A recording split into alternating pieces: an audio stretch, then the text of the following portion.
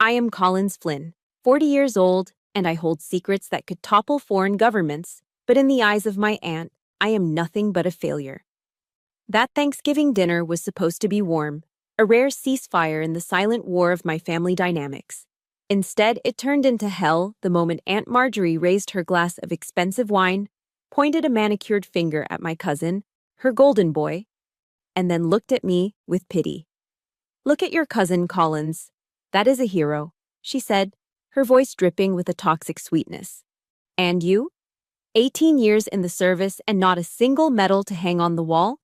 It's honestly embarrassing how you cling to the government's skirt just to stamp papers." She laughed, a cruel tinkling sound that tore through my self-esteem right in front of the entire family. But she didn't know that the man sitting next to her, the Navy SEAL son she worshipped, had just dropped his silver fork onto the table when he heard me whisper two forbidden words under my breath. Two words that would make her wish she had never opened her mouth. If you have ever been looked down upon by your own flesh and blood for your silent sacrifices, leave a comment and subscribe right now. Because this story is for you.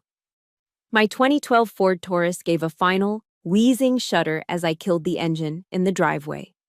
It sat there, a gray, dust-streaked blemish parked amidst a sea of pristine German engineering.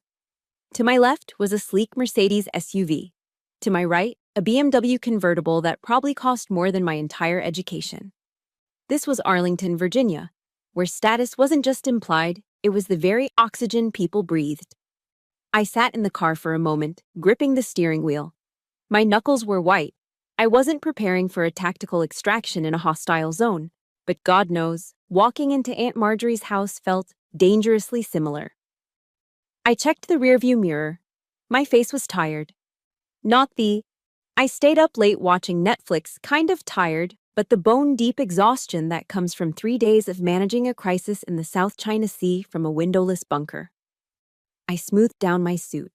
It was a standard-issue gray pantsuit, practical, nondescript, and utterly devoid of style. I stepped out into the crisp November air, the smell of wood smoke and fallen leaves hitting me. Before I could even reach the doorbell, the massive oak door swung open. "Oh, Collins," Aunt Marjorie sighed, framing herself in the doorway like she was posing for a lifestyle magazine cover. She was 65 but fighting it tooth and nail with Botox and a wardrobe that cost a fortune. "You're still wearing that gloomy gray thing on a holiday?" She stepped aside, ushering me into the foyer, which smelled overwhelmingly of potpourri and expensive perfume. "Look at Nathan," she gushed, gesturing dramatically toward the living room. My cousin Nathan stood by the fireplace, holding a tumbler of scotch. He was 35, tall, broad-shouldered, and looking like a recruitment poster in his navy dress blues. The gold buttons on his jacket caught the light from the crystal chandelier. He looked uncomfortable, shifting his weight, but to Marjorie, he was a statue of perfection. "Doesn't he look like a god?" Marjorie whispered loudly in my ear as she pulled me into a hug that felt more like a frisk search. Her eyes traveled down my body, landing critically on my shoes. They were sensible black pumps, the heels worn down from pacing situation rooms, the leather scuffed from kicking open a stuck door in a safe house last week. Marjorie's lip curled just a fraction of a millimeter. "We really must take you shopping, dear. You look like you work at the DMV." "Happy Thanksgiving, Aunt Marjorie," I said, my voice flat, practiced. I accepted the insult like I accepted incoming intel. Store it, analyze it, don't react. The dining room was a masterpiece of suburban theater. The table was set with fine china, silver cutlery that gleamed aggressively, and a centerpiece of autumn flowers that probably cost more than my car payment. Sit, Marjorie commanded. She placed Nathan at the head of the table, naturally. I was seated on the side, squeezed between a decorative vase and the drafty window. My mother sat opposite me, her eyes fixed on her empty plate, already shrinking into herself. The turkey was brought out, a golden brown 20-pound bird that looked like it had been styled by a food coordinator. Marjorie picked up the carving knife, but let Nathan take over. "A warrior needs to carve the meat," she announced, beaming.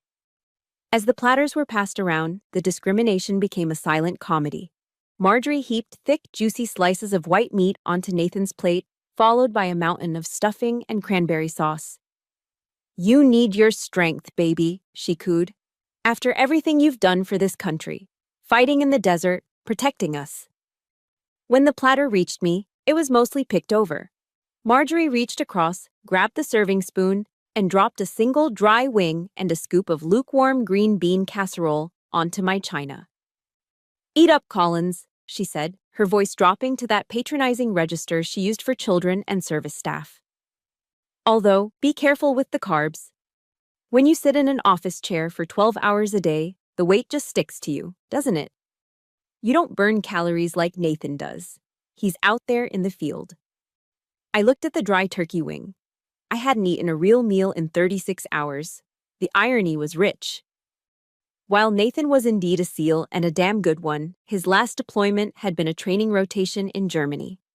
My office chair had recently been inside a dusty Humvee coordinating drone strikes. "The food looks delicious, Aunt Marjorie," I said. It was the lie that kept the peace. She took a long sip of her Napa Valley Cabernet, leaving a lipstick stain on the rim of the crystal. "You know," she started, and I felt the muscles in my neck tighten. The preamble always signaled an attack.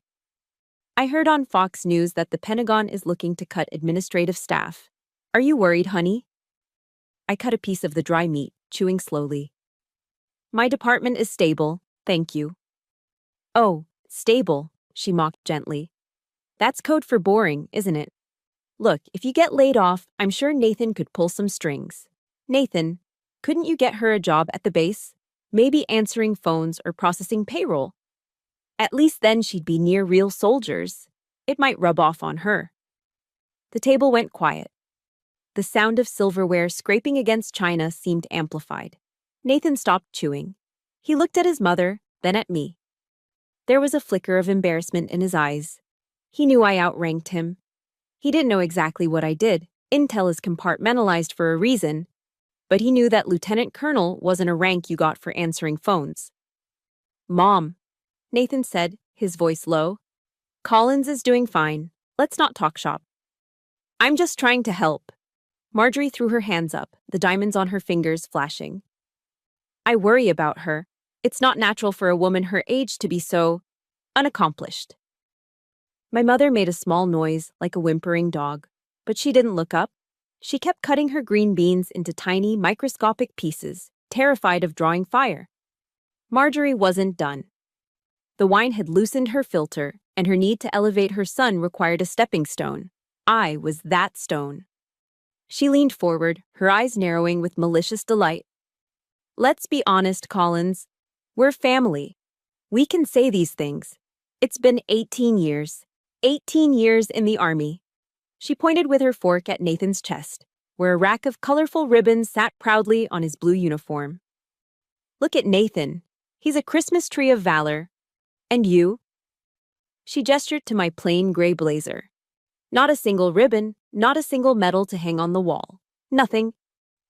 I placed my knife and fork down. I aligned them perfectly parallel on the plate. It was a grounding technique. Order in chaos. "Awards in my line of work aren't usually public, Aunt Marjorie," I said softly. "Excuses," she scoffed.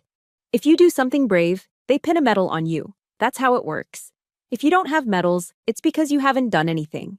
Is that it? Is your job just making coffee for the generals? Is that why you never talk about it?" She laughed again, looking around the table for validation. "Don't be ashamed, Collins. Truly. The world needs people to file paperwork. Not everyone has the stomach for danger. Some people just need a safe little hole to hide in while the real men do the work." The air in the room seemed to vanish. I looked at my mother, begging silently for her to say something. Say I'm smart. Say I'm hardworking. Say anything. But she just took a sip of water, her hand trembling. I was alone. I looked away from my mother and fixed my gaze on the centerpiece of the table. A single tall white candle burned in the middle of the autumn arrangement. The flame flickered, dancing in the draft from the window. It was mesmerizing. It was hypnotic. And suddenly, I wasn't in a dining room in Arlington anymore. The smell of roast turkey vanished, replaced by the scent of damp earth and freshly cut grass. the white tablecloth faded into the pristine white marble of a headstone. The flickering candle wasn't a decoration. It was the eternal flame of memory. The insult about hiding from danger echoed in my ears, but it swirled together with a voice from the past, dragging me backward, down into the deep, dark well of memory where the real scars began. The flame of the candle blurred, pulling me back to a gray, drizzly morning in Arlington National Cemetery 28 years ago. I was 12. The world felt too big, too cold, and entirely too empty without my father. The grass was impossibly green, contrasting sharply with the rows of white marble headstones that stretched out like silent soldiers standing at eternal attention. My father's funeral wasn't a grand affair. He was a quiet man in life, and he remained a quiet man in death. There were no news cameras, no crowds of weeping admirers. Just a small group of men in trench coats who stood at a respectful distance, their faces hard and unreadable, and the honor guard performing the flag presentation. I watched, mesmerized and heartbroken, as the soldiers folded the American flag. 13 folds, precise, sharp, meaningful. Each fold a tribute to a life given in service. When the officer knelt in front of my mother and presented the tight blue triangle with the white stars facing up, he whispered the words I would memorize forever. On behalf of the President of the United States Army, and a grateful nation. My mother took the flag, her hands trembling so violently she nearly dropped it. I wanted to reach out, to touch the coarse fabric, to feel the last physical piece of my father. But then Marjorie's voice cut through the solemn silence like a serrated knife. She was standing right behind us, dressed in a black coat that looked more appropriate for a fashion runway than a burial. She leaned toward my mother, not to offer a tissue or a hug, but to whisper something that would burn a hole in my heart. "See, Sarah," Marjorie hissed, her breath smelling of mince and judgment. "This is the price of stubbornness. If he had just listened to me and gone into commercial real estate, he'd still be here. He'd be closing deals in D.C., not rotting in a wooden box for a pension that won't even cover your rent." I froze. The tears drying on my cheeks turned cold. At 12 years old, I didn't have the words to fight back, but I felt the acid of her words eating through me. To Marjorie, my father wasn't a patriot who died protecting assets in Eastern Europe. He was a bad investment. He was a failure because he didn't leave behind a portfolio of strip malls and duplexes. That moment defined the rest of my life. It drew a line in the sand. On one side was Marjorie's world, loud, shiny, and hollow. On the other was my father's world, silent, dangerous, and honorable. I chose my side right then and there. As I grew up, the divide only deepened. While Nathan was being groomed to be the golden child, I became the ghost. I remember my 10th birthday. It was a Tuesday. I had woken up with that specific, bubbly excitement that only a child feels, waiting for the balloons, the cake, the happy birthday song. I waited all morning, then all afternoon. By dinner time, the silence was deafening. Mom was rushing around the kitchen, but not for me. Marjorie and Nathan had come over. "Did you hear?" Marjorie announced, bursting through the door, her voice booming. "Nathan won the regional swim meet, first place in the freestyle, my little Olympian." Nathan, dripping wet hair and holding a cheap plastic trophy, beamed. Mom clapped, her face lighting up in a way it never did for me. "Oh, that's wonderful. We have to celebrate. Let's order pizza." I sat on the stairs, hugging my knees. My 10th birthday, double digits, and it had been completely erased by a swimming trophy. I didn't say a word. I just went back to my room, pulled out my math homework, and worked until my eyes blurred. If they weren't going to love me, I decided I would make sure they couldn't ignore me. I would be undeniable. By high school, I was undeniable. But not in the way Marjorie valued. When I was accepted into West Point, the United States Military Academy, it was one of the proudest moments of my life. I had worked myself to the bone. I was the valedictorian of my class. I placed the acceptance letter on the kitchen counter, waiting for someone to notice. Marjorie saw it first. She picked it up with 2 fingers as if it were a dirty napkin. "West Point," she sniffed, tossing it back down. "Good Lord, Collins. Why would a girl want to go there? Short hair, marching in the mud, no social life. It's so dry. She turned away, dismissing 4 years of my hard work in 4 seconds. Look at Nathan, she said, pointing out the window to where my cousin was throwing a football in the yard. He's captain of the varsity team. He's going to UVA. He'll be pledging a fraternity, making connections, living the life. That is a future. That is success. She was right about one thing. Nathan was loud. He was the star of Friday Night Lights. The whole town knew his name. No one knew mine. I was the girl in the library. I was the girl running track alone at 5 a.m. before school. I chose intelligence for the same reason I chose West Point. I wanted to be like the men in the trench coats at my father's funeral. I wanted to be effective, not famous. I wanted to protect the country from the shadows. But in this family, if you weren't on a billboard, you didn't exist.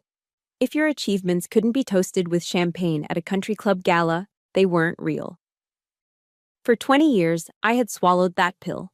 I let them think I was a glorified secretary. I let them think I filed papers and fetched coffee.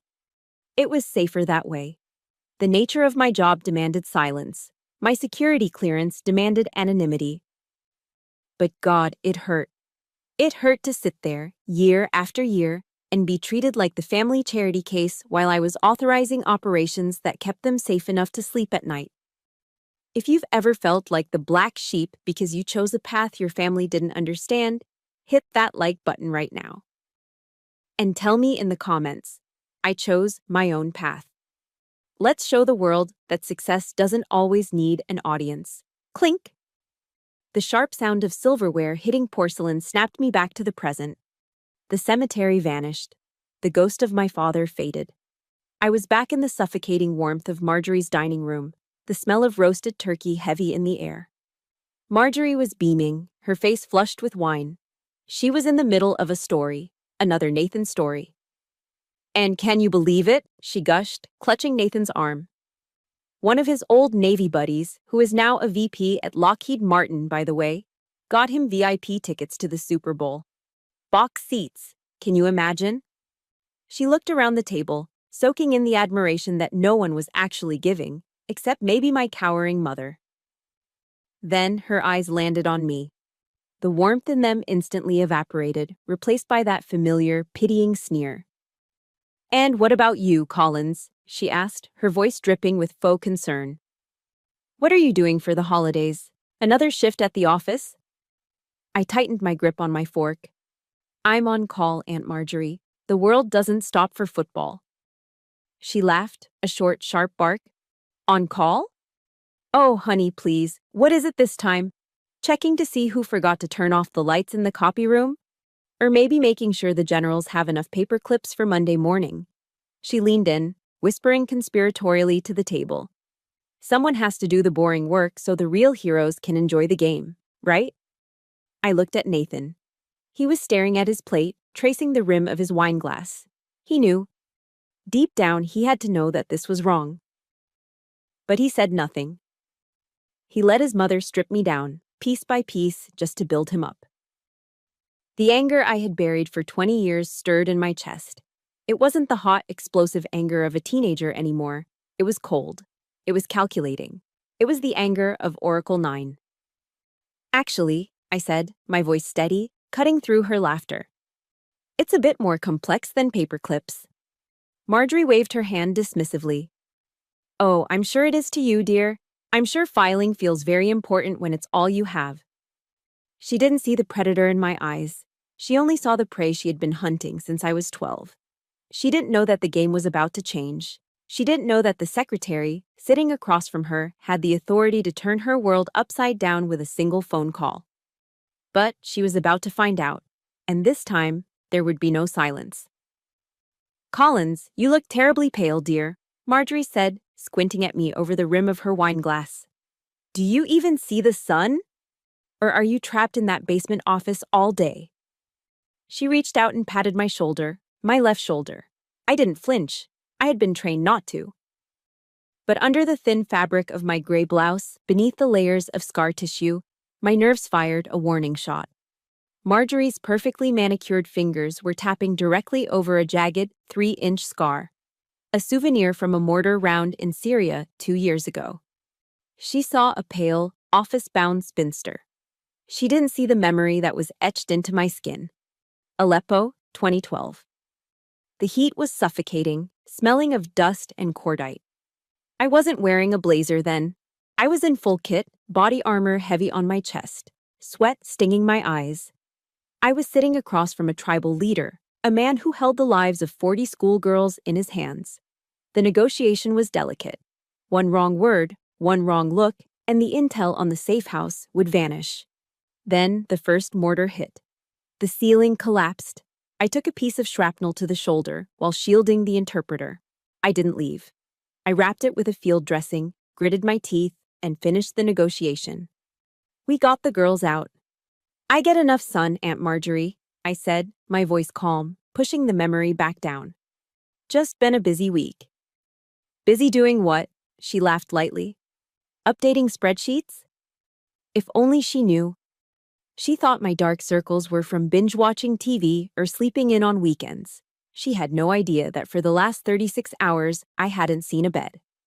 I had been locked inside a SCIF, a sensitive compartmented information facility, deep within the bowels of the Pentagon.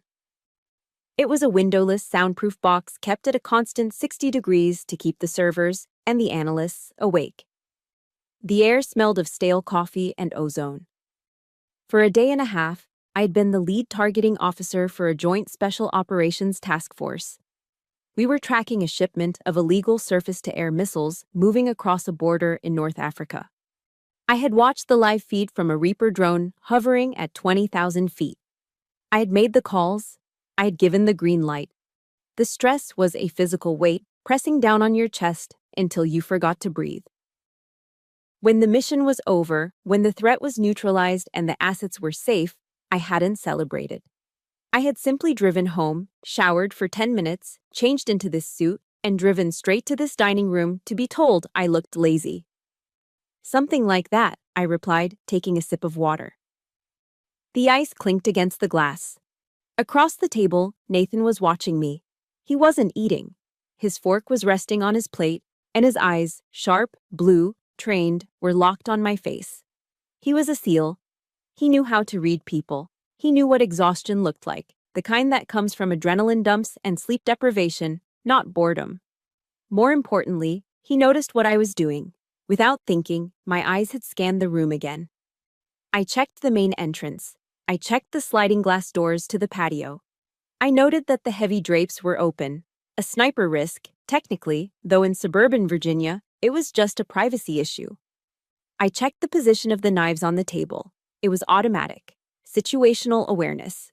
You don't turn it off just because you're eating cranberry sauce. "Collins," Nathan said, his voice cutting through his mother's chatter about her new Pilates instructor. "You okay?" I met his gaze. For a second, just a second, there was a silent communication between us, warrior to warrior. "I'm fine, Nathan," I said. "You look wired," he said, choosing his word carefully. "Like you're expecting the door to get kicked in." My heart skipped a beat. He was getting too close. I forced a small, self-deprecating smile. The mask slipped back into place. "Just too much coffee, probably. The new machine at the office is aggressive." Nathan frowned, not buying it. He opened his mouth to ask something else, something probing. But Marjorie, sensing the spotlight shifting away from her son, intervened. "Oh, for heaven's sake, Nathan," she scoffed, waving her hand dismissively. "She's not wired. She's just stressed. You know how it is with these administrative types. The copier probably jammed again. Or maybe the colonel didn't like how she brewed his morning roast." She turned to the table, her eyes gleaming with amusement. "Can you imagine being stressed about paper clips while my son is out there jumping out of helicopters?" She threw her head back and laughed. It was a loud, brash sound, like fingernails dragging down a chalkboard. It filled the room, bouncing off the crystal chandelier and the expensive wallpaper. It was the sound of pure, unadulterated ignorance. "I mean, really," she continued, wiping a tear of mirth from her eye. "It's cute in a way. Everyone has their little battles. Yours is just stationary." My mother kept her head down, pushing a pea around her plate. Nathan looked down at his hands, his jaw tightening. I felt the heat rise up my neck. Not embarrassment. Rage. Cold, hard rage. She was mocking the very shield that protected her. She was laughing at the silence that allowed her to sleep soundly in her $1,000,000 home. She was comparing my battlefield, a digital global chessboard where stakes were measured in nations, to a jammed printer. I looked at her, really looked at her. I saw the fear behind the Botox. I saw the insecurity masked by the diamonds. She needed me to be small so Nathan could be big. She needed me to be the failure so she could be the mother of a hero. Stationery can be very dangerous, Aunt Marjorie, I said, my voice dangerously soft. Paper cuts are lethal. She didn't catch the sarcasm. She just nodded, satisfied. Exactly. That's why we need men like Nathan, to handle the real world. She raised her glass again. To Nathan, the only real soldier at this table. Nathan flinched. The glass in his hand trembled slightly. He looked at me, his eyes pleading. Don't do it, his look said. Just let it go. But the sound of her laughter was still ringing in my ears. The scar on my shoulder throbbed. The 36 hours of sleepless vigilance weighed on my soul. And then, she said it. The one word she should have never, ever used. Honestly, Marjorie sighed, setting her glass down. It's good you have a safe job, Collins. You're just softer. You're not built for the fight. You're what the boys call a pog, right, Nathan? A person other than grunt. The room went dead silent. POG wasn't just an acronym. In the military, coming from a civilian who had never served a day in her life, it was a slur. It was a dismissal of every sacrifice, every risk, every drop of sweat. Nathan dropped his fork. It hit the china with a violence that made everyone jump. Mom, he warned, his voice dark. What? Marjorie blinked, innocent and cruel. It's true, isn't it? She's a pog, a paper pusher. Why pretend otherwise? That was it. The dam broke. The secretary was gone. Oracle 9 was entering the room, and she wasn't bringing paper clips. She was bringing fire. The word hung in the air, toxic and heavy. POG. For civilians, it's just an acronym. For service members, it's a dividing line. But the way Marjorie said it, with that sneer, that casual wine-drunk arrogance, turned it into a weapon. A POG, she repeated, savoring the taste of it. That's what you are, isn't it, Collins? A paper tiger. Someone who wears the costume but never plays the part. She took another sip of her Cabernet, her eyes glassy but focused intently on tearing me down. I have to be honest with you, because I'm family. And family tells the truth. It's embarrassing. I look at your father's picture on the mantle, a real soldier. And then I look at you. He would be ashamed. You're staining his memory by walking around in a uniform you only wear to file tax returns. My blood ran cold. It wasn't the heat of embarrassment anymore. It was the icy chill of absolute clarity. She had crossed the line. She hadn't just insulted me. She had invoked my father to do it. Marjorie, I said, my voice barely a whisper. Stop. Why? She laughed, gesturing with her fork. Because the truth hurts. You think putting on a uniform makes you special? It's just dress up, Collins. You're playing dress up to fool people into thinking you matter. But we know. We know you're just a glorified clerk hiding behind the government's skirt. I turned my head slowly to look at my mother. She was sitting directly across from me, her shoulders hunched as if she were expecting a physical blow. She heard every word. She heard her sister-in-law call her daughter a fraud, a disgrace, a stain on the family name. Mom, I said softly. My mother didn't look up. She busied herself with cutting a piece of turkey that was already cut. She took a sip of water. She did everything except look me in the eye. She did everything except say, "That's enough, Marjorie."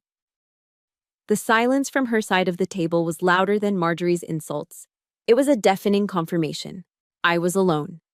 In this room, in this family, I had no allies. My own mother would trade my dignity for a peaceful dinner and a continued invitation to the beach house. A cold, hard knot formed in my stomach. The last tether of familial obligation snapped. Wow, I breathed out. Okay. I looked down at my hands. My right hand was gripping the silver dinner knife. I squeezed it. My knuckles turned white. The metal dug into my palm, a grounding pain that kept me from flipping the table. Across from me, the dynamic shifted. Nathan wasn't laughing anymore. The smirk had vanished from his face. He was staring at my hand, at the way I was gripping the knife. He was a SEAL. He had been trained to recognize threat indicators. He knew that a grip like that didn't come from a hurt feeling. It came from a suppressed, lethal instinct. He looked up at my face. I wasn't looking at Marjorie anymore. I was staring at a spot on the wall behind her, my eyes unfocused but intense. My breathing had slowed. My posture had shifted, shoulders squared, chin down. It wasn't the posture of a beaten niece. It was the posture of an operator entering a kill box. Nathan slowly, deliberately, placed his wine glass on the table. Clunk. "Mom," he said. His voice was different now. The playful son was gone. This was the lieutenant commander speaking. "Shut up." Marjorie blinked, stunned. "Excuse me? Nathan, honey, don't be rude. I'm just telling her what she needs to hear for her own good." "I said shut up," Nathan barked. The command cracked like a whip across the dining room table. Marjorie recoiled, her mouth hanging open. My mother finally looked up, her eyes wide with terror. Nathan ignored them both. He leaned forward, his elbows on the table, invading my space. He locked eyes with me. He was searching. He was looking past the gray suit, past the Cousin Collins facade, trying to find what he had just glimpsed in my grip on the knife. He saw the scar tissue in my eyes, the kind you don't get from paper cuts. He saw the 1,000-yard stare that I had let slip for just a fraction of a second. "Collins," Nathan said, his voice low, deadly serious. "You're not admin, are you?" I didn't answer. I kept my gaze steady, cold. "I've been watching you all night," Nathan continued, his eyes narrowing. "You cleared the room when you walked in. You checked the exits. You haven't sat with your back to the door once. And that grip?" He nodded at my hand still strangling the knife. "That's not how a clerk holds silverware." "Nathan, what are you talking about?" Marjorie sputtered, trying to regain control.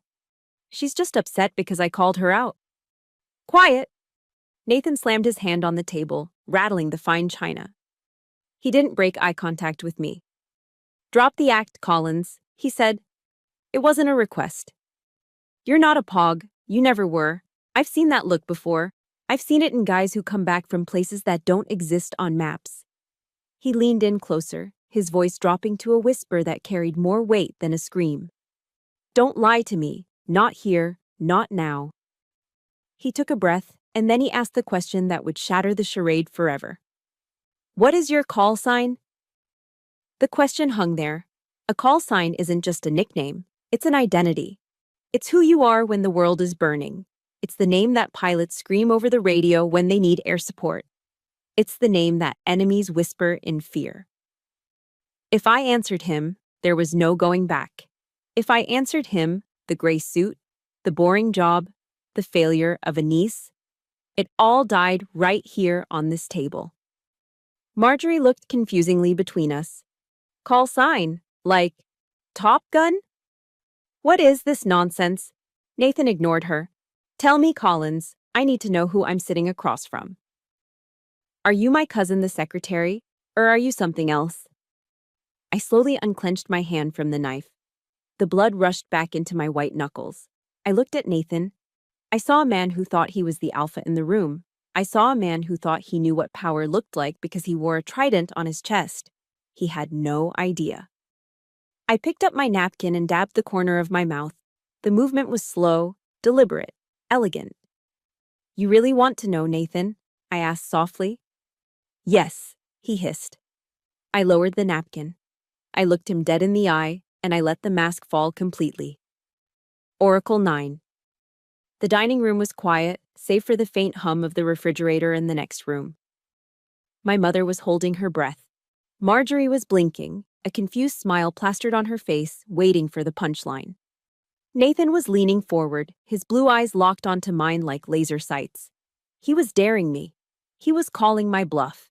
He expected me to say something administrative, something like Echo Support or Logistics 1. I didn't blink. I didn't break eye contact. I let the silence stretch until it was almost painful. Then, I opened my mouth and spoke the words that had never left a secure facility before. Oracle 9. I said it softly. No drama, no theatrics, just a fact. For a split second, nothing happened. Then, clatter. Nathan's fork hit his plate. It wasn't a drop, it was a spasm. His hand had jerked as if he'd touched a live wire. The color drained from his face so fast it was terrifying. One moment, he was the flushed, arrogant Navy SEAL. The next, he was gray, ash-white, like he'd seen a ghost. He stood up. He didn't just stand, he snapped to attention. His chair scraped violently against the hardwood floor, falling backward with a loud crash. He didn't even look at it. His back was ramrod straight, his chin tucked, his arms pinned to his sides. It was the involuntary, muscle memory reaction of a soldier finding himself in the presence of a god. Marjorie jumped, clutching her pearls. "Nathan, what on earth?" "Oracle 9, Nathan whispered. His voice was trembling. Actual fear. You're the handler for Task Force Black? The Syrian operation?" I picked up my wine glass and took a slow sip. "Sit down, Lieutenant Commander." He didn't sit. He couldn't. He looked like he was about to vomit. I didn't know. I swear to God, Collins, I didn't know. The chatter, the guys talk about Oracle 9 like it's a myth. We thought you were a general. Or a committee. Just me, I said calmly. Just the cousin who files papers. Marjorie looked between us, her face twisting in annoyance. She hated being left out of the joke. She hated not being the center of attention. "Oh, for God's sake," she shrilled, slamming her hand on the table. "What is this? A video game? Oracle 9? What is that? A new anti-aging cream? Stop playing Soldier, Collins. You're scaring your mother." She let out a high, brittle laugh. "Look at him, Nathan. She's got you jumping at shadows. It's probably just her email password." "Shut up, Mom." The scream tore from Nathan's throat. It was primal. It was desperate. Marjorie froze. She had never, in 35 years, heard her son raise his voice at her. Not once. "Nathan," she whimpered. Nathan turned to her, his eyes wild. He pointed a shaking finger at me. "Do you have any idea who she is? Do you have any idea what you've been mocking all night?" She's Collins," Marjorie stammered. "She's a secretary." "She is the highest-level intelligence asset in this hemisphere," Nathan roared. "She holds clearance levels that don't even have names. Mom, listen to me. Oracle 9 authorizes kill-capture missions. She directs drone strikes. She moves whole carrier groups like chess pieces." He looked back at me, sweat beading on his forehead. "My commanding officer, my captain, needs an appointment just to speak to her staff. And you. You called her a pog." Nathan let out a hysterical, terrified laugh. "You called Oracle 9 a pog. She could strip me of my rank with a phone call. She could have you investigated by the FBI by desert. She could erase us." Marjorie paled. Her mouth opened and closed like a fish out of water. She looked at me, really looked at me, for the first time. She saw the gray suit. She saw the plain face. But now, stripped of her delusions, she saw the steel underneath. Is that true?" she whispered. I didn't answer her immediately. I slowly folded my napkin and placed it next to my plate. I smoothed out a wrinkle in the tablecloth. "Answering phones," I said thoughtfully, echoing her words from earlier. "That's what you suggested, right? Maybe Nathan could get me a job answering phones." Marjorie flinched. "I don't answer phones, Aunt Marjorie," I said, my voice cool and even. "I make them ring. And when I make them ring, presidents answer." I stood up. The movement was fluid, graceful.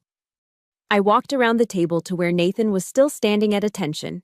He looked like he wanted to disappear into the floorboards. At ease, Nathan, I said quietly. He let out a breath he'd been holding for a minute, his shoulders sagging, but he didn't dare look me in the eye. I turned to Marjorie. She was shrinking in her chair, looking smaller and older than I had ever seen her. The Grand Matriarch of Arlington had been reduced to a trembling old woman in a fancy dress. I kept my mouth shut for 18 years, I told her. Not because I was ashamed, but because my work requires silence, because the safety of this family and this country depends on people like me staying in the shadows while people like Nathan get the parades. I gestured to Nathan's ribbon rack. He earned those. He's a good soldier. He kicks down doors. But I tell him which doors to kick. And I make sure there isn't a bomb waiting on the other side. I leaned in close to her, resting my hands on the back of her chair. She smelled of fear now, overriding the expensive perfume. Operational security, OPSEC, is more important than your ego, Marjorie. It's more important than your need to brag at the country club. I tolerate your insults because I am disciplined. But tonight, you insulted my father. And you insulted the uniform. I straightened up and buttoned my gray blazer.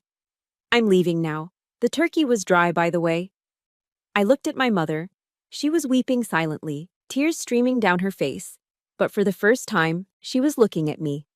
And in her eyes, there wasn't pity. There was awe.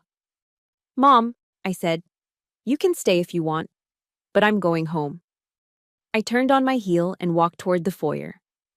My heels clicked on the hardwood floor, a steady, rhythmic sound. Click, click, click. Behind me, the dining room was a tomb. No one moved, no one spoke.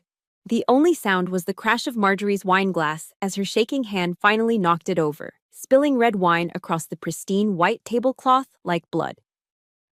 I didn't look back. I opened the heavy oak door and stepped out into the night.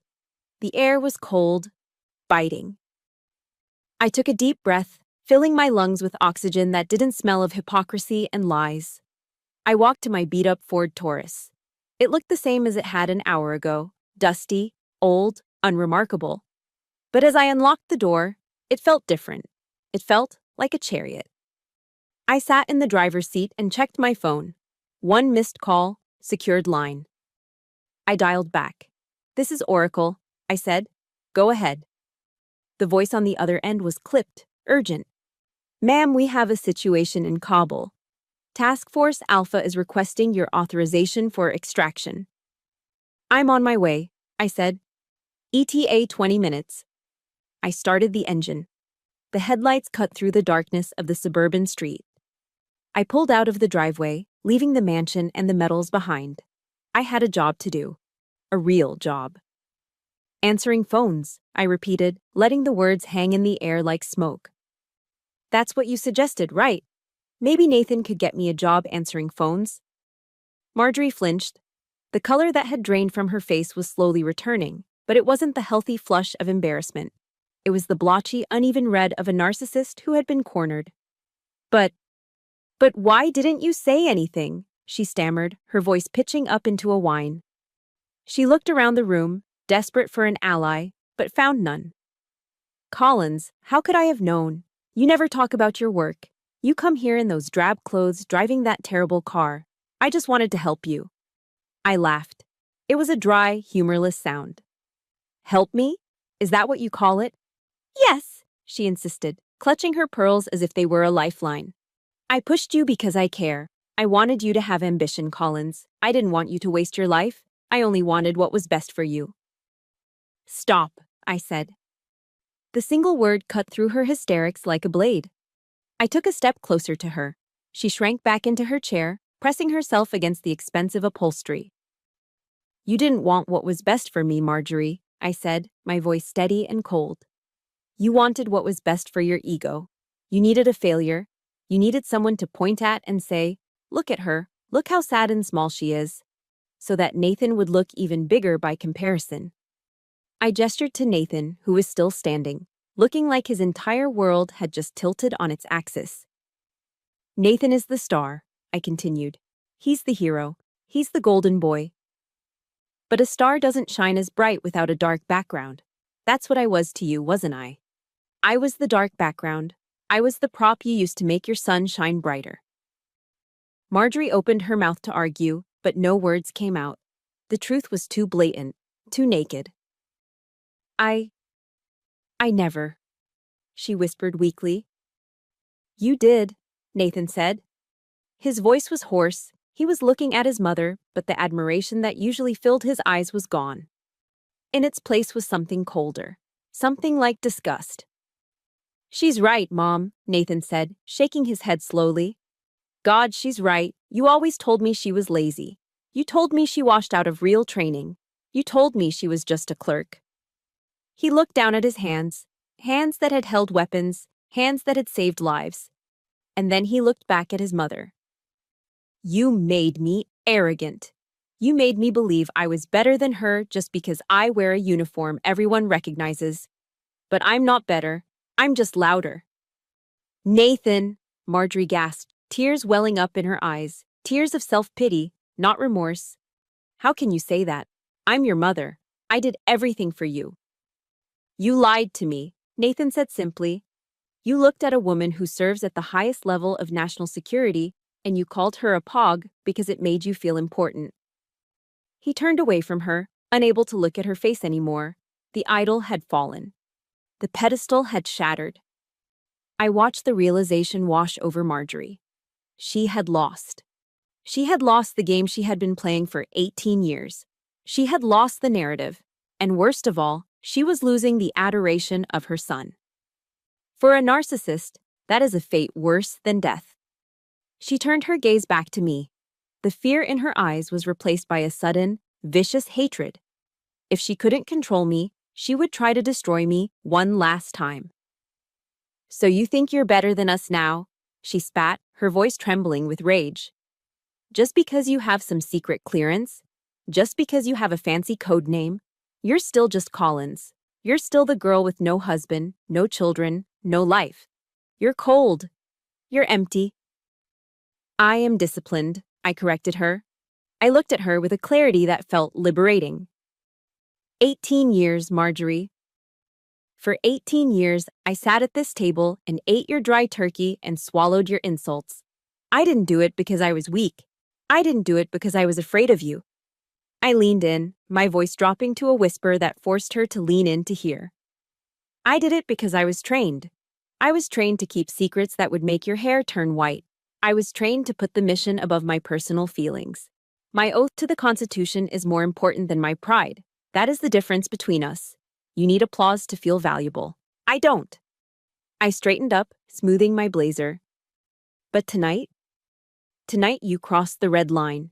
You didn't just insult me. You insulted my father, and you tried to use his memory to shame me. I shook my head. You don't get to speak his name. Not anymore. Marjorie was shaking. Her face was a mask of ugly, twisted fury. She couldn't handle the truth. She couldn't handle the mirror I was holding up to her soul. Get out, she screamed. It was a shrill, piercing sound that cracked the tension in the room. Get out of my house, you ungrateful, miserable girl. Get out. She was pointing at the door, her hand trembling violently. She was trying to reclaim her territory. She was trying to have the last word. I didn't flinch. I didn't yell back. I simply nodded. Gladly, I said. I looked at my mother one last time. She was still sitting there, silent, tears streaming down her face. But she gave me a tiny, imperceptible nod. It wasn't enough to make up for years of silence, but it was a start. Goodbye, Mom, I said softly. I turned on my heel and walked toward the foyer. I didn't rush. I walked with the measured pace of a woman who knows exactly where she is going. Don't come back, Marjorie shrieked behind me. Don't you dare come back here expecting Christmas dinner. You're dead to me. Her words bounced harmlessly off my back. They were just noise, static.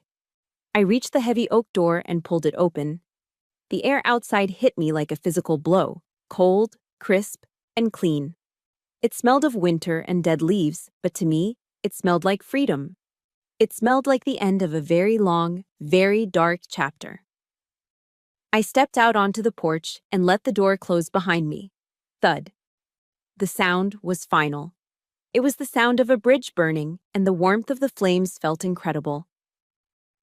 I walked down the driveway toward my car. The wind bit at my cheeks, but I didn't button my coat. I wanted to feel it. I wanted to feel everything. For the first time in my life, I wasn't the niece who wasn't good enough. I wasn't the cousin who lived in the shadow. I was Collins Flynn. I was Oracle 9. And I was free. If you have ever had to walk away from a family member to save your own sanity, hit that like button. It's the hardest thing to do, but sometimes it's the only way to survive. Leave a comment saying, "I chose peace," if you agree that boundaries are necessary. I reached my car and put my hand on the door handle. My phone vibrated in my pocket. A secure line. I pulled it out. The screen glowed in the darkness. "This is Oracle," I answered. "Ma'am?" The voice on the other end was clipped, urgent. "We have a situation developing in Sector 4. Task Force Alpha is requesting authorization for immediate extraction." I looked back at the house one last time. Through the window, I could see Marjorie still gesturing wildly, shouting at an empty room. I saw Nathan sitting with his head in his hands. I turned my back on them. "I'm on my way," I said into the phone. "ETA 20 minutes. I got into the car, started the engine, and drove away. The rearview mirror was dark, but the road ahead was illuminated by my headlights, bright and clear. The Pentagon at 2 a.m. is a different world. The tourists are gone. The massive parking lots are empty except for the scattered cars of the watch officers and crisis response teams. The corridors, usually buzzing with the noise of thousands of bureaucrats, are silent, stretching out like endless linoleum arteries. But deep inside the E-Ring, inside the NMCC, the National Military Command Center, the pulse never stops. I walked through the double doors, flashing my badge. The Marine Guard didn't just check it, he recognized me. He straightened up, giving a sharp nod. "Ma'am." "Status?" I asked, not breaking stride. "Situation Room B. They're waiting for you, Oracle." I entered the room. It was a hive of controlled chaos. A dozen analysts were hunched over computer terminals, their faces illuminated by the blue glow of screens. On the main wall, a massive digital map of Kabul, Afghanistan, was displayed in high definition. "Officer on deck," someone barked. The room didn't snap to attention. We don't do that in crisis mode, but the energy shifted. Heads turned, eyes focused. The uncertainty that had been filling the room evaporated the moment I walked in. I wasn't Collins, the poor relation, anymore. I wasn't the niece who wore boring clothes. Here, in this windowless room filled with secrets, I was the apex predator. "Talk to me," I commanded, tossing my coat onto a chair and rolling up the sleeves of my gray blazer. Major Vance, a seasoned intelligence officer with bags under his eyes, stepped forward. "We have a problem, Oracle. Asset Echo 4 has been compromised. His cover was blown 20 minutes ago. He's holed up in a safe house in District 9, but he's got hostiles closing in. 3 technicals, maybe 15 dismounts." I looked at the screen. A live drone feed showed the thermal signatures, white-hot ghosts moving through the dark streets of Kabul. I saw the safe house. I saw the enemy trucks circling like sharks. Echo 4 wasn't just an asset, he was a father of 2 from Ohio, who had been deep undercover for 6 months, gathering intel on a terror cell. He was one of ours. "What's the status of the QRF?" I asked. "Quick reaction force." "Alpha team is 5 minutes out," Vance said, pointing to a cluster of blue dots on the map. "But the rules of engagement are tricky. We've got civilians in the area." I zoomed in on the feed. My eyes narrowed. There, right next to the compound wall, were 3 small heat signatures. They were too small to be fighters. "Kids," I whispered, "playing soccer in the street. If we engage with hellfires from the drone, we wipe them out," Vance said grimly. "If we wait for Alpha to get there on foot, Echo 4 gets overrun." The room went silent. Everyone looked at me. This was the burden. This was the job. Marjorie thought I made coffee. In reality, I made life-or-death decisions in the blink of an eye. I could feel the ghost of my father standing beside me. "Do the hard thing," he would say. "Do the right thing." "We don't trade innocent lives," I said, my voice cutting through the hum of the servers. "Cancel the airstrike. Tell Alpha to dismount 2 blocks east and flank them. We go in quiet. We use the sniper teams to clear a path. That increases the risk to our team, a colonel from the Air Force objected. It'll take longer. I know, I said, turning to face him. But Alpha is the best. They can handle it. I'm not killing 3 kids to save a schedule. I picked up the headset. Alpha 1, this is Oracle. You are green to engage. Close quarters only. Watch your crossfire. Get our boy home. Solid copy, Oracle. The voice of the team leader crackled in my ear. Moving now. For the next 12 minutes, I didn't breathe. I watched the blue dots merge with the white dots. I watched the muzzle flashes bloom like tiny silent flowers on the screen. I listened to the terse, professional communication of men doing violence on my behalf. Sniper 1, target down. Breaching, clear. We have the package. Echo 4 is secure. A collective sigh went through the room, but I didn't relax. Not yet. The kids? I asked. Alpha 1 here, the voice came back. We pushed them back into the alley before we engaged. They're scared, but they're safe. No collateral damage. I closed my eyes for a second. The tension in my shoulders released. We did it. We saved the asset, and we kept our souls. Good effect on target, I said into the mic. Bring them home. Oracle out. I took off the headset and placed it on the console. My hand was steady. The room broke into quiet activity, analysts typing reports, officers making calls. But there was a new lightness in the air. That was a good call, Collins, a deep voice said behind me. I turned around. It was Colonel Soto, my direct superior. A hard man who rarely handed out compliments. You took a risk diverting the airstrike, he said, looking at the map. But you were right. If we'd hit those kids, the political fallout would have been a nightmare. And it was the right thing to do. He reached into his pocket and pulled out a manila folder. He tapped it against his palm. I was going to wait until Monday, he said. But after tonight, and honestly, after the last 18 years of watching you work, it seems appropriate now. He handed me the folder. I opened it. Inside was a single sheet of paper with the Department of Defense seal at the top. It was an order of promotion. Congratulations, Soto said, extending his hand. Colonel Flynn. I stared at the paper. Colonel. Full bird colonel. It was a rank that commanded respect instantly. It was a rank that my father had never reached. The board was unanimous, Soto continued. They know who runs the show down here. You've been doing the job for years, Collins. It's time you wore the rank. I felt a lump in my throat, not of sadness, but of overwhelming pride. This wasn't a participation trophy. This wasn't a medal given because I was someone's son. I had earned this. Every late night, every missed holiday, every hard decision had led to this moment. Thank you, sir, I said, shaking his hand. My grip was firm. Go home, Colonel, Soto said with a rare smile. Get some sleep. You look like hell. I feel great, sir, I lied. I walked out of the Situation Room, clutching the folder to my chest. The corridors of the Pentagon were still empty, but they didn't feel lonely anymore. They felt like my kingdom. I walked past a mirror in the hallway and stopped.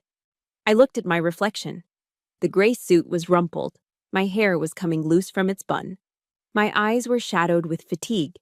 But I didn't see the failure Marjorie saw. I didn't see the pog Nathan mocked. I saw a colonel. I saw a warrior. I saw Oracle 9. I thought about the dinner earlier that evening. I thought about the expensive wine and the empty bragging.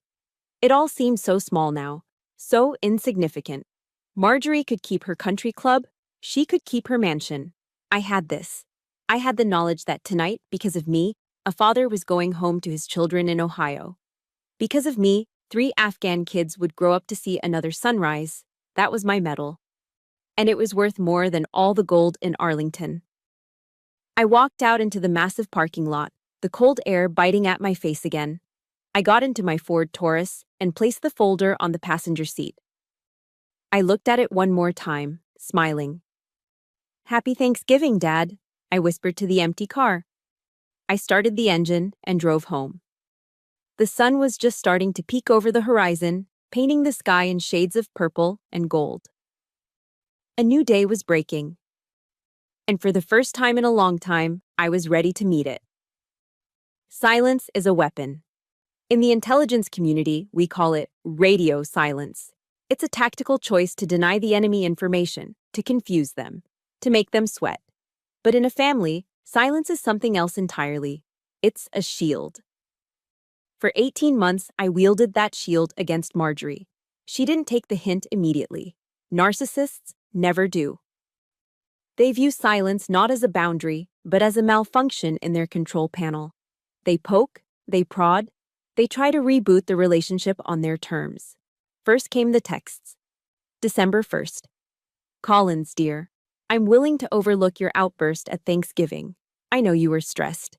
Let's start fresh. Christmas dinner is at 4 p.m. I read it. I didn't reply. December 15th. I bought that expensive ham you like. Nathan is coming. Don't be stubborn. Family is family. I archived the message. December 24th. Your mother is crying because you won't answer. Do you want to be responsible for ruining her Christmas? That was the hook, using my mother as bait. It was a classic manipulation tactic. In the past, I would have caved. I would have driven over there, apologized for things I didn't do, and eaten the dry turkey just to keep the peace. But I wasn't that person anymore. I looked at my phone, at the stream of blue bubbles demanding my attention, my energy, my submission. And then, with a calm thumb, I pressed block contact. The relief was physical. It felt like taking off a tight pair of shoes after a long march.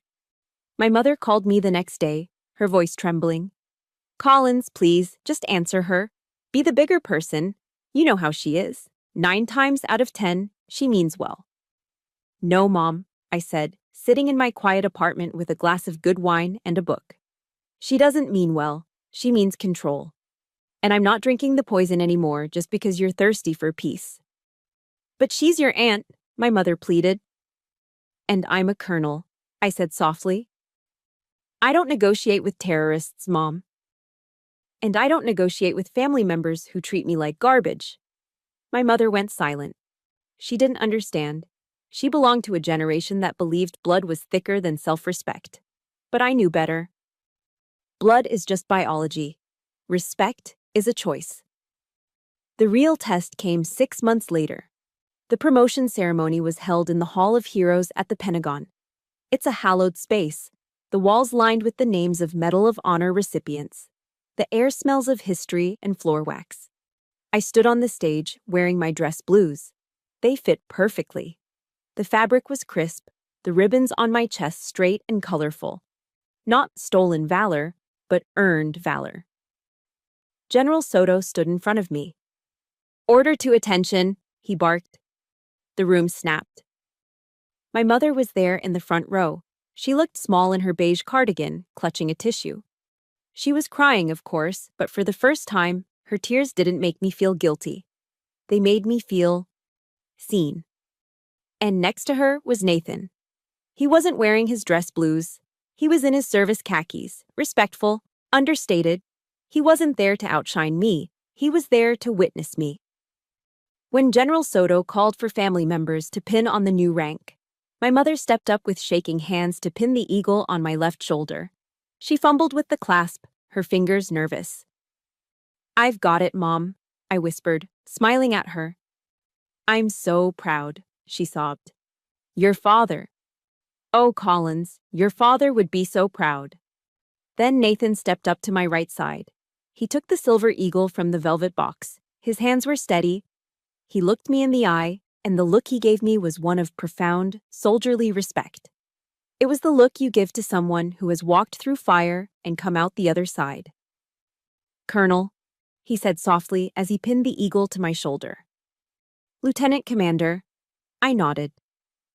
After the ceremony, during the reception, Nathan pulled me aside near the punch bowl. He looked older than he had at Thanksgiving.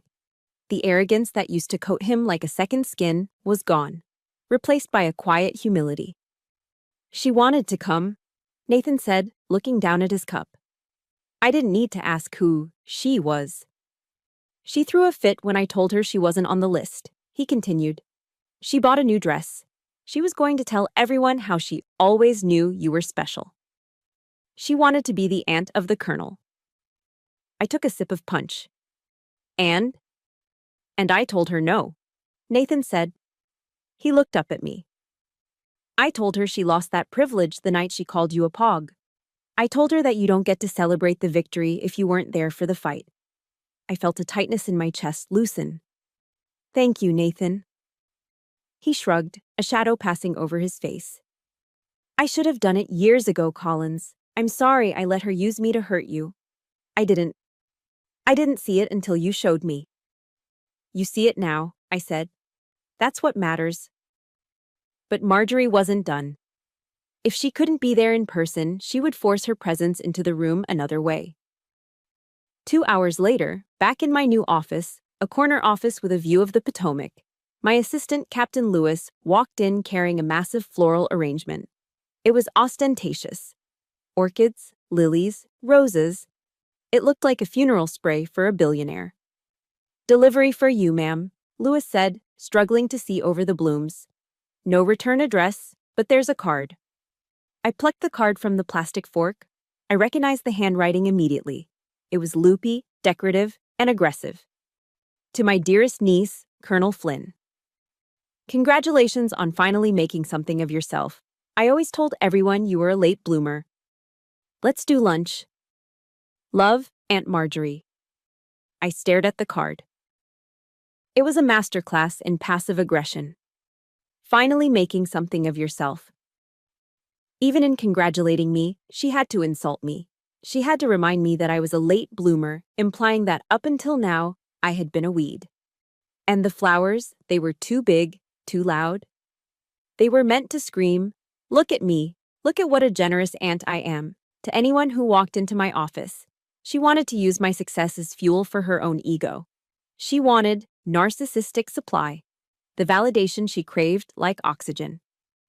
Captain Lewis, I said calmly. Yes, Colonel. Take these back to the mailroom, I said, dropping the card into the shredder. Whirr! The loops and swirls of her handwriting turned into confetti. Ma'am? Lewis looked confused. They're really nice flowers. They're not flowers, Captain. They're a Trojan horse, I said, turning back to my computer. Send them back to the sender. Do not open the plastic. And mark the package. Refused by addressee. Copy that, ma'am. Lewis didn't ask questions. He picked up the monstrosity and marched out. I watched him go. I felt a profound sense of peace. In the past, I would have kept the flowers. I would have felt obligated to write a thank you note. I would have let her buy her way back into my life with a few $100s of petals. But not today. I was Oracle 9. I decided who had access to my life. And Marjorie? Her clearance had been permanently revoked. If you've ever had to block a toxic family member to find your own peace, leave a comment below. It's not spite, it's self-preservation. I turned to look out the window at the river. The sun was setting, casting long shadows over DC. My phone buzzed on the desk. I glanced at it, expecting a briefing update. It was Nathan. The message was short. No emojis, no fluff. Call me when you can. It's Mom. It's bad. The peace I had just found shattered like glass. The radio silence had been broken, not by manipulation, but by mortality.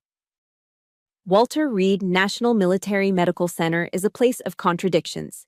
It is sterile, yet heavy with emotion. It is where heroes come to heal, and sometimes where they come to die. But Marjorie wasn't a hero. She was a dependent. And now she was a patient in the oncology ward. I walked down the hallway, the squeak of my sneakers on the linoleum floor echoing in the silence. I wasn't wearing my uniform. I wasn't Colonel Flynn. I wasn't Oracle 9. I was just Collins, wearing jeans and a soft gray sweater, carrying a cup of bad cafeteria coffee. When Nathan had called me at 3:04 a.m., his voice cracking, saying, "It's pancreatic, stage 4. All the anger I'd held onto for 18 months. It didn't disappear, but it lost its weight. Hate is heavy. It takes energy to maintain. And facing the finality of death, hate seemed like a waste of calories. I pushed open the door to room 402. The woman in the bed was a stranger. The Marjorie I knew was a force of nature, loud, vibrant, painted in layers of makeup and arrogance. This woman was small. She was gray. Her hair, usually dyed a fierce blonde and sprayed into submission, was gone, replaced by a thin, patchy fuzz. Her skin hung loosely on her bones. Nathan was sitting by the window, staring out at the parking lot. He looked exhausted. When I entered, he stood up, relief washing over his face. "You came," he whispered. "Of course I came," I said. Marjorie stirred. Her eyes opened slowly. They were yellowed, sunken, but they were still hers. She focused on me, blinking as if trying to clear a fog. "Collins." Her voice was a rasp, a dry leaf scraping against concrete. "I'm here, Aunt Marjorie," I said, stepping closer to the bed. She tried to lift her hand, but it was too heavy. I reached out and took it. Her skin felt like parchment paper, dry, fragile, cold. You look different," she wheezed. "I'm just wearing civilian clothes," I said softly. "No," she shook her head slightly. "You look strong." A tear leaked from the corner of her eye and tracked a path through the map of wrinkles on her cheek. "I always hated that about you. Even when you were little, you were so quiet, so self-contained. You didn't need anyone." I pulled a chair close to the bed and sat down. This was it. The unmasking. The drugs and the proximity to death had stripped away the narcissism, leaving only the raw, ugly truth underneath. "Why did you hate me, Marjorie?" I asked. It wasn't an accusation, it was a genuine question. She closed her eyes. "Because you reminded me of him. Your father." She took a ragged breath. "Everyone loved him. He was the hero. He was the brave one. And I was just the sister who married money. I was just the one who threw parties." She squeezed my hand with surprising strength. "And then you came along. And you were just like him." And I looked at Nathan, my sweet, soft boy, and I was terrified. Terrified of what? "That you would be better than him," she confessed, her voice breaking. "That you would eclipse him. And if you, the quiet, boring cousin, were better than my son, then what did that make me? A failure. A mother who couldn't raise a winner." I looked at Nathan. He was weeping silently by the window, his back turned to us. He was hearing his mother admit that her love for him had been conditional, based on him being better than someone else. "So I tried to make you small," Marjorie whispered. "I thought if I pushed you down, if I made you feel worthless, you wouldn't shine so bright. And Nathan would look taller." She opened her eyes and looked at me, pleading. "I was jealous, Collins. I was so jealous of your strength. I was jealous that you didn't need the applause." The room was silent except for the rhythmic beeping of the heart monitor. Beep. Beep. Beep. I looked at this dying woman. I looked at the ruin of her vanity.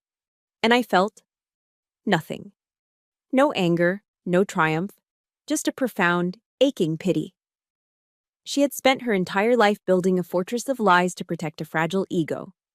And now, at the end, she was alone in the rubble. "I'm sorry," she sobbed. "I'm so sorry, Collins. Can you ever forgive me?" This was the moment. The power dynamic had shifted completely. She was begging for absolution. I held the keys to her peace. I could have said no. I could have walked out. I could have let her die with the weight of her guilt. It would have been justified. But I remembered the words of a chaplain I met in Kandahar. Holding on to anger is like grasping a hot coal with the intent of throwing it at someone else. You are the one who gets burned. I looked at the burn scars on my soul. I was tired of carrying them. "I forgive you, Marjorie," I said. Her body sagged with relief. You do?" "Yes," I said firmly. "Not because what you did was right. It wasn't. You hurt me. You hurt Nathan. You hurt my mother." I paused, smoothing the blanket over her hand. "I forgive you because I refuse to carry your poison for another day. I forgive you because I want peace more than I want revenge. Marjorie closed her eyes, tears flowing freely now. Thank you, she whispered. Thank you. She drifted into sleep shortly after that, the morphine pulling her under. I sat there for another hour, watching her chest rise and fall. Nathan walked over and put a hand on my shoulder. You're a better person than I am, he said hoarsely. I don't know if I could have done that. It wasn't for her, Nathan, I said, standing up. It was for me. Marjorie died 4 days later. The funeral was exactly what she would have wanted. It was held at a large Episcopal church in Arlington. There were lilies everywhere, thousands of dollars worth of flowers.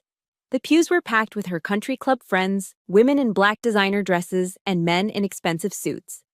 They stood up and gave eulogies about her generosity, her style, her zest for life.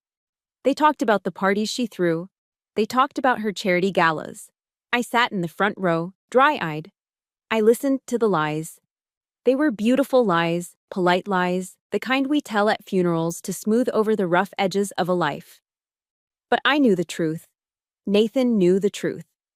As they lowered the casket into the ground, I looked up at the sky. It was a brilliant, piercing blue, not a cloud in sight. I thought about my father's funeral. Simple, quiet, honorable. I thought about Marjorie's funeral. Loud, expensive, hollow. I realized then that legacy isn't what you leave in your bank account.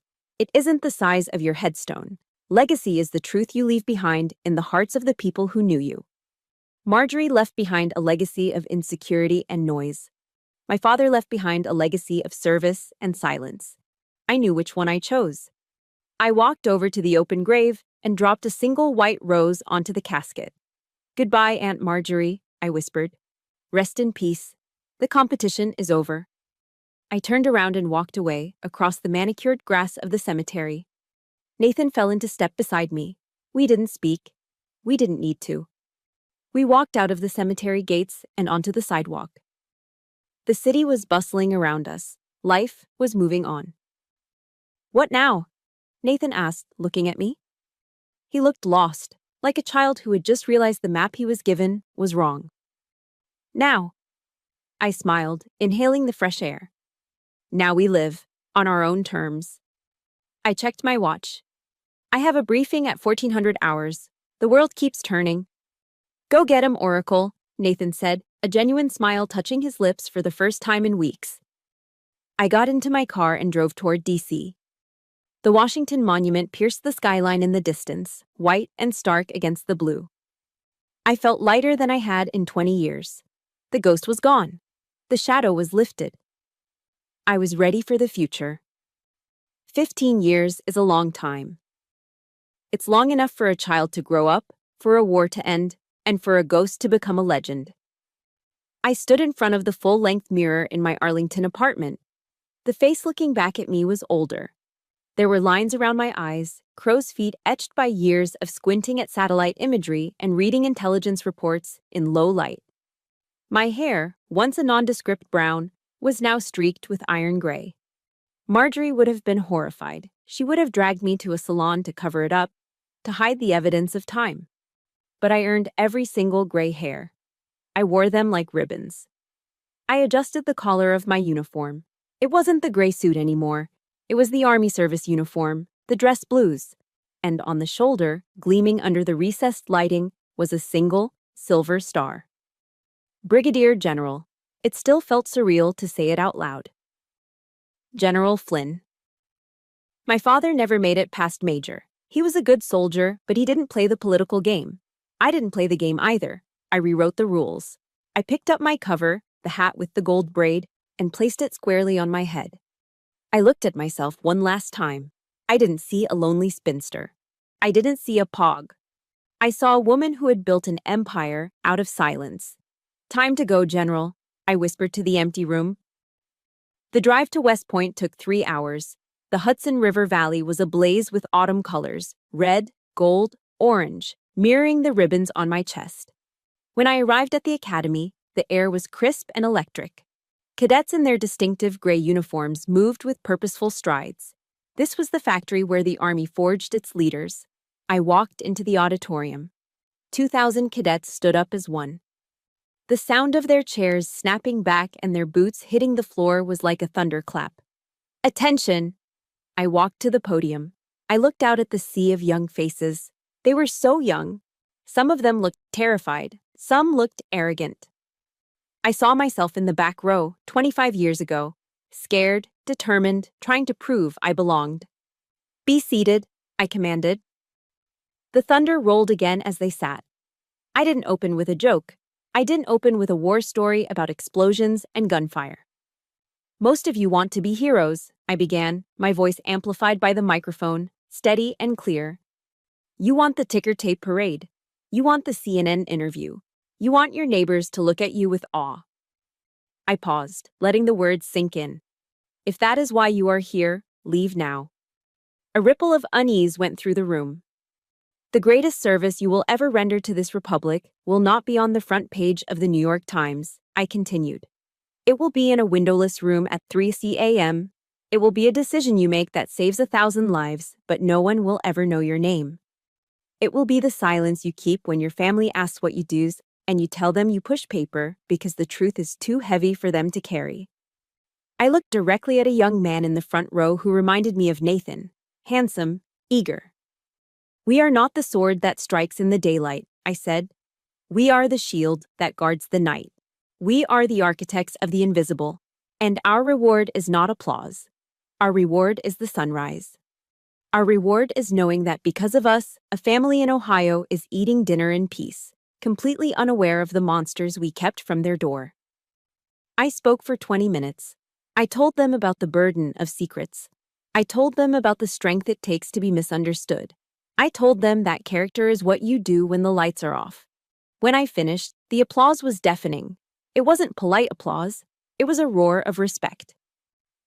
As I was leaving the stage, a young female cadet approached me. She was small, with fierce eyes, standing rigidly at attention. Ma'am, she said, her voice trembling slightly. Cadet Martinez. At ease, Martinez, I said. What's on your mind? She hesitated, then blurted out, How do you handle the doubt, ma'am? My family thinks I'm crazy for being here.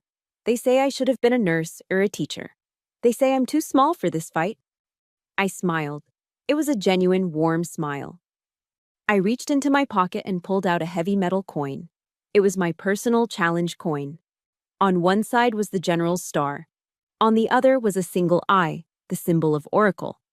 And the Latin phrase, Silentium est potentia. Silence is power. I took her hand and pressed the coin into her palm. They look at you and see what you lack, I told her, my voice low and intense. They see your size, they see your gender. But they don't see your fire. I closed her fingers around the coin. Don't waste your breath trying to explain your fire to people who only understand smoke. Let them doubt you. Let them underestimate you. It gives you the advantage. I leaned in closer. Don't prove them wrong with words, Martinez. Let the enemy tremble when they hear your name. That is the only proof you need. The cadet looked at the coin, then up at me. Her eyes were wet, but her jaw was set. Thank you, General. Carry on, cadet. I walked out of the auditorium and into the sunlight. The air felt lighter here. The weight of the past, the weight of Marjorie's judgment, of Nathan's shadow, was gone. I had passed the torch. I drove back to D.C. as the sun began to set. When I got home, I didn't turn on the TV. I didn't check my secure email. I poured a glass of Pinot Noir, a good bottle, 2018, and walked out onto my balcony. The Potomac River flowed silently below, reflecting the city lights. My phone buzzed on the railing. It was a text from Nathan. Happy birthday, General. Attached was a photo. It was Nathan, looking tan and happy, wearing a flannel shirt and muddy boots. He was standing next to a beautiful brown horse, his arm around a smiling woman, his wife, and holding a little boy who was laughing at the camera. He wasn't a seal anymore.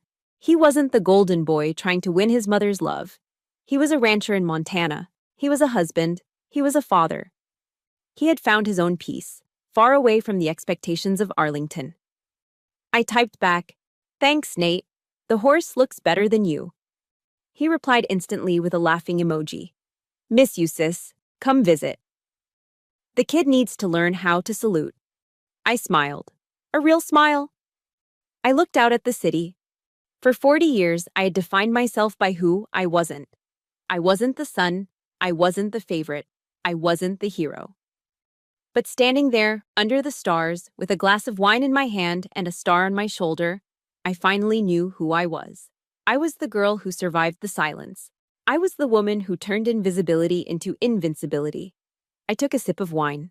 It tasted like victory. "I am Collins Flynn," I whispered to the night. "I am Oracle 9. And for the first time in my life, I was free. My war with the past is finally over. But I know many of you are still fighting in the trenches. You might not have a star on your shoulder, but if you wake up every day and choose dignity over toxicity, you are a hero in my book. If my story gave you the strength to draw your own red line, please subscribe to the channel and share this video with someone who needs to hear it. We are building a community of silent warriors right here. And do me one last favor. Go to the comments and write, "I am my own hero." Let's fill the world with that truth. Oracle out.